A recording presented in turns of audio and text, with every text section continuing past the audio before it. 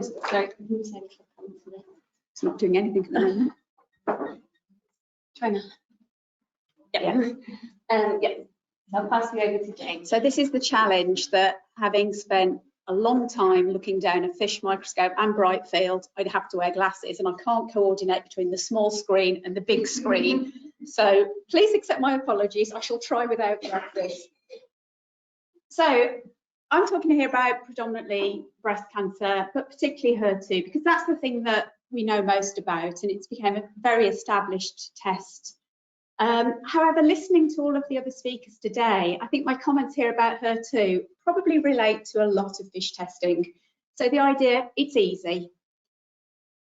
What you've got in terms of IHC and ISH, and I'm intentionally calling it ISH because of obviously what Blanca was saying, we've got multiple different methods. The results always correlate. I think what Nicola's also told us is that's not the case. The results of IHC and FISH don't always correlate.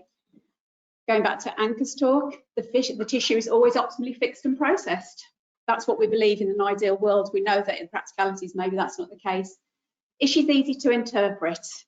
The manufacturers give us guidance and say, this is how you interpret, this is what your probe map is, off you go. But the minute you ask them a question about, actually, I've got a strange signal pattern, what does that mean? They send you away because they haven't got an answer. That's not what their job is. Heterogeneity doesn't exist. So I think we've seen examples from Paul, and certainly I've got examples where heterogeneity actually in the real world does exist, and how do we address this? And the fact that different methods always give the same results. Now, it's nice to think that that's the case, but the practicalities maybe not. We also have multiple lots of different guidelines. So these are the UK guidelines for HER2. We do immunohistochemistry. If we have an equivocal result, then we reflex test to ISH. However, not all guidelines are the same, and you have to consider what are the guidelines for your country and what's thing. And the big reason I've put this up is that we do have a difference in the UK guidelines compared to the ASCO-CAP guidelines that does impact on interpretation. So your results may differ. And the big difference here is where we have a dual probe HER2 CEP17 ratio greater than 2 or an average HER2 copy number above 6. If we've got an average HER2 copy number above 4 in the UK and it's just an average, well, if we've got a ratio above 2 and a copy number below 4, we still call that amplified. However, in the ASCO-CAP guideline update in 2018, they recommended a change in status of group 2. And what's now become is evidence that they call anything with a ratio above 2 but a copy number below 4 not amplified. So we have a difference here between guidelines in the UK and guidelines in ASCO-CAP. So recognise what guidelines you're using in your country, because then it may impact on your interpretation. So our start point is normally IHC. In some centres they use different methodology. Some may use MLPA, some may go straight to an ISH-based technology, but we tend to use IHC. And it's these 2+ cases are the ones where we're not convinced whether it's going to be HER2 positive or HER2 not amplified. It's an equivocal result, so we need an ISH-based test to actually look at things from a gene level. And HER2, as I say, is easy. On the left-hand side, we've got examples of HER2 FISH, which is clearly amplified. And the bottom panel is the DDISH, which is the silver technique, again amplified on the right-hand panel. It's really nice, isn't it, if you get 2 green signals and 2 red signals and you count it and it comes out normal. So this goes back to my first slide, HER2 is easy. And even if we look at some of the variations, and this is very similar to the slide that Blanca showed earlier, we have cells where we've got clearly a normal diploid pattern. We have cells where we've got gains of HER2 and CEP17, but the ratio or copy number isn't amplified. We have low-level amplification where we've got that 2 to 4, 2 to 5 type pattern. We've got areas with HSRs. These slides look incredibly similar, so I think a lot of us see things in the same way. And then we have these where we've got multiple single signals that would equate to double minutes. So even doing that, we can still count things and things look straightforward. So in terms of interpretation, and you'll notice that as we're all talking through today, there's a lot of repetition. We're all saying the same things. And it's because we have to think about it from a whole approach and an integrating approach. So the review, the morphology, and the HER2 IHC, I wouldn't consider reporting a HER2 FISH or a HER2 ISH without having reviewed it with a pathologist And the HER2 IHC can be an incredibly helpful guide. Screen the whole tumour tissue and note down areas of interest. You may be screening something and note some things. Use the verniers of your microscope, jot down where those areas are, so you can know that when you're actually going to report, you might want to go back to specific areas and count them. And actually, how does that correlate to your immunohistochemistry and your H&E? Count a minimum of 20 cells from 3 different areas. And if the result is equivocal, count up to 60 cells. But you might, after 60 cells, still have an equivocal result. You may have some uncertainty. We don't generally count or second count every single case in HER2. The volumes would be crazy. However, we have sort of areas where you've got a result that's equivocal, either on ratio or on copy number, where you think, actually, I need a second opinion. And if that second opinion then still has an equivocal result or there's discordance, then, like the example that Sharon gave, you sometimes get a third assessor involved, because sometimes the way you interpret a signal, there is subjectivity associated with it. You might need that additional person to help then refine it. And then we have heterogeneous fish. There's different types of pattern of heterogeneity, which we'll come on to. And you need to look at that pattern. What does it look like? How does that again relate to the immunohistochemistry? And report it in accordance with the recommendations. So in the UK guidelines, we describe different patterns of heterogeneity. And the key thing, if there is any uncertainty, recommend repeat testing. If it's a biopsy, test on the excision. If it's an excision, you may want an alternative block. If it's really badly fixed, try and find a better fixed tissue block. There's lots of reasons why you may want to repeat. So in its most simplistic view, if it's amplified, we'll have a HER2 CEP17 ratio of greater than 2 and or a mean HER2 copy number greater than 6. So we have 2 ways we can call something amplified for HER2. Now, historically, I think hysterically is quite fitting. Historically, we didn't have the option to call things amplified on copy number. It was all done by ratio. However, I think it has made a big difference to the way we look at things. And as I put there, note ASCO CAP, we have a difference that if they've got a ratio greater than 2 but mean HER2 less than 4, it's not amplified. And then we have not amplified. So if the ratio is less than 2 and the mean HER2 copy number is less than 6, it's not amplified. So we've done the easy bit. Now, if you work, and I know there's people in the room who do HER2 and do a significant number of HER2, we know that there's lots and lots of things that you don't see in the textbooks, that you don't see in the manufacturer's instructions. So we're going to have a quick look at some of the things that we can see. So loss of centromeric signal. What do we do when we've got loss of centromeric signal? Because that will impact on your ratio. It won't impact on your HER2 copy number, but it will impact on your ratio. What happens if you've got gain of centromeric signal? How do we actually consider that? So with all of these things, and again, going back to earlier presentations, check your normal cells. First thing that we always do when we're looking things down the microscope, have you got normal cells present? Have they got a normal signal pattern? Has the hybridization worked appropriately? If you don't look at your normal cells, you've got no reference.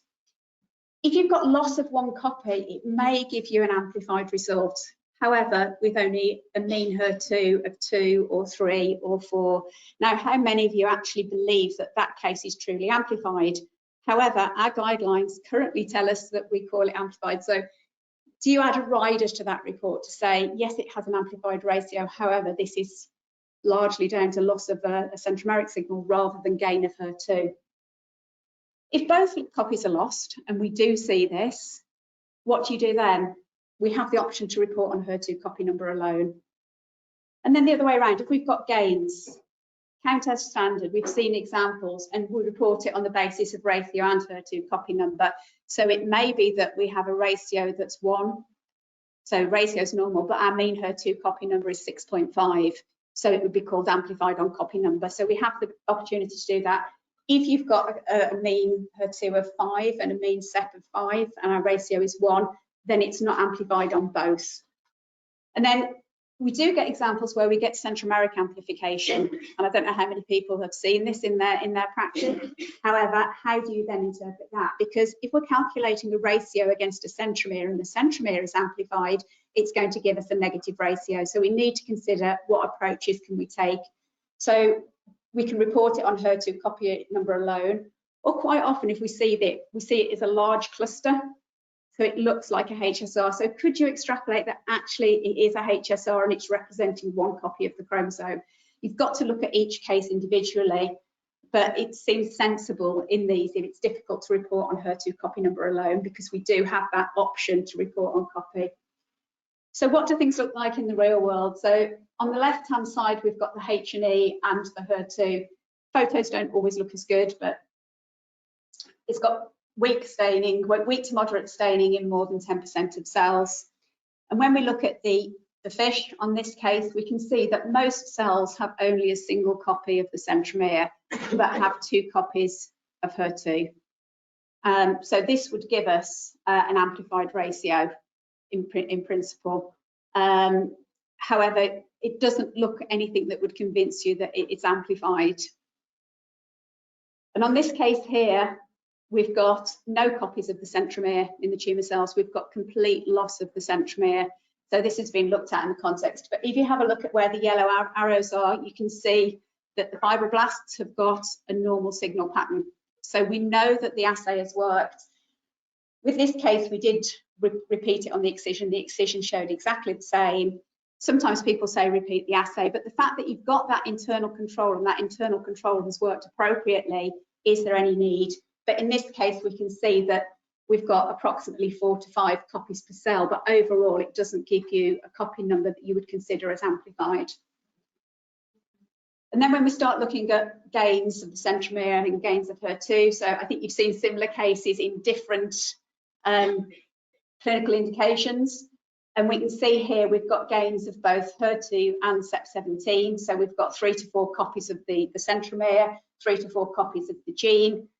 So the ratio is less than 2. The ratio will be close to 1 here, and the mean HER2 is less than 4 copies per cell. So this case would be not amplified. However, we do get cases that look more like this. This was referred to us by another site, and actually when you look at it, it's verging on being a 3+, but it was called a 2+ by that hospital. And we've got very high gains in some of the cells of both HER2 and CEP17. We've got some cells that have got lower copy number gains, some that have got high copy number gains. And when we counted it, it had a ratio that was still less than 2 because it's got gains of both. However, the mean HER2 copy number was greater than 6. And this was confirmed using an alternative probe on the opposite arm.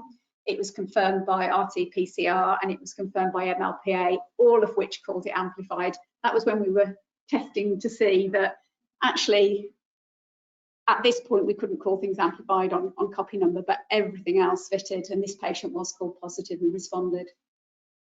And then we have things like this, where we've got amplification of the centromeric region without, well, how do we count?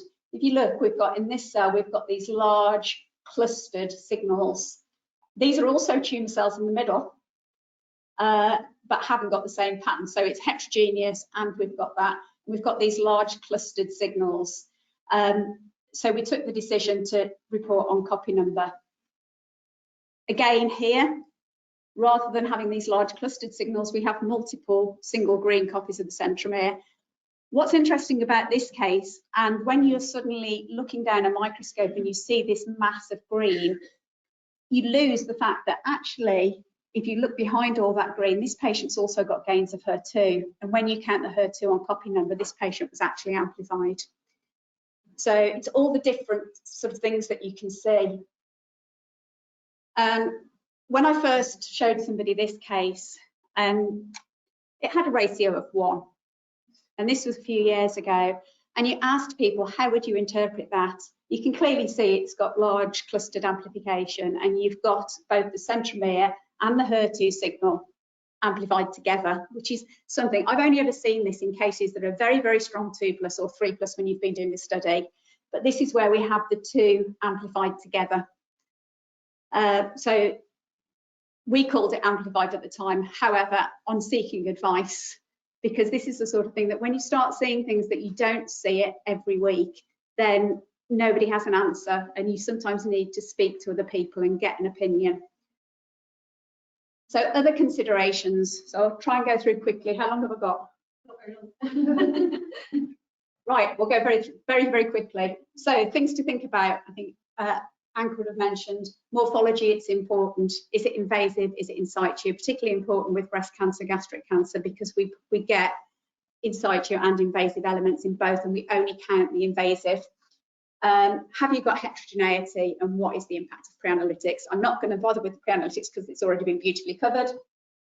So heterogeneous tumours, we may have 2 or more distinct tumour components. It might be different morphology. We can see lobular and ductal carcinomas in the same tissue section. We might have heterogeneous IHC, and we might have IHC that all looks the same, but actually when you look at the fish is heterogeneous, and you can't equate that to anything. So we have different patterns, so we can see things where we've clearly got 2 distinct tumour components. Sometimes you've just got part of the tumour that is positive by IHC and FISH. Sometimes that bit is tiny, and then sometimes we just have scattered individual cells or small foci.